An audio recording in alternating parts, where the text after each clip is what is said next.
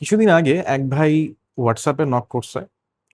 তার অফিসে সিচুয়েশন খুবই খারাপ। সে বাসাতেও বলতে পারতেছে না, আবার জবও ছাড়তে পারতেছে না। অ্যান্ড রিসেন্টলি অফিসে কিছু চেঞ্জেস আসছে যেগুলোর জন্য তার নাকি অফিস করতে আর ভালো লাগতেছে না। এমন সিচুয়েশন। এটা আমরা কম বেশি সবাই যারা চাকরি-বাকরি করি তারা সবাই ফেস করছি। অফিস পলিটিক্স, অফিসের পলিসি চেঞ্জ, নানান জিনিসপত্রে বিভিন্ন কারণে অনেক সময় চাকরি করতে ইচ্ছা করে না। তো তিনি আমার কাছে সলিউশন চাচ্ছিলেন, ভাই একটা সেকেন্ড ইনকামের পথ বলে দেন।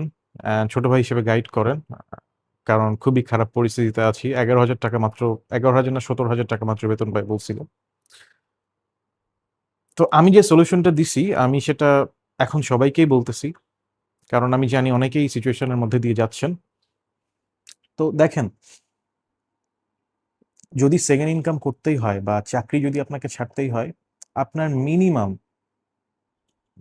৬ থেকে ১২ মাসের একটা সেভিংস রাখতে হবে আপনাকে। না হলে আপনি তো ভাই হেলদি মেন্টালিটি নিয়ে বিজনেস করতে পারবেন না। আর ব্যবসা করতে খুব ক্লিয়ার মেন্টালিটি লাগে। ফ্রাস্ট্রেশন লাগে কিন্তু খুব ক্লিয়ার মেন্টালিটি লাগে।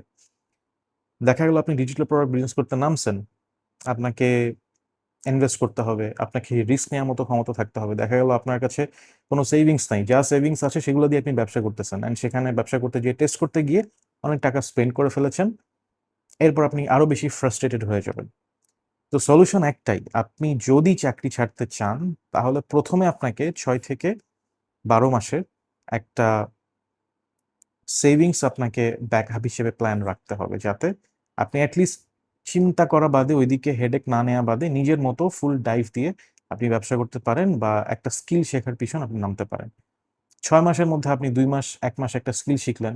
সেই স্কিলটা এপ্লাই করতে থাকলেন, টেস্ট করতে থাকলেন। তারপর একটা ডিজিটাল প্রোডাক্ট বিজনেস বা অন্য কোনো বিজনেসে বা ফ্রিল্যান্সিং এ যেভাবে হোক একটা জায়গায় ঢুকে গেলেন। কিন্তু আপনাকে এই ব্যাকআপটা রাখতেই হবে। আর এই অবস্থায় কখনোই চাকরি ছাড়বেন না। যদি পারেন আরেকটা চাকরি ধরেন, আরেকটা চাকরিতে এপ্লাই করেন। অ্যান্ড সেখানে আপনি সেভিংস কিছু জমান। এভাবে আস্তে, আস্তে তারপর শুরু করেন। একবারে হুট করে চাকরি ছাড়তে যেয়েন না। চাকরি ছেড়ে ব্যবসা করা এটা ভুল ধারণা। এটা কখনোই করতে যাবেন না যদি আপনার কাছে ব্যাকআপ না থাকে।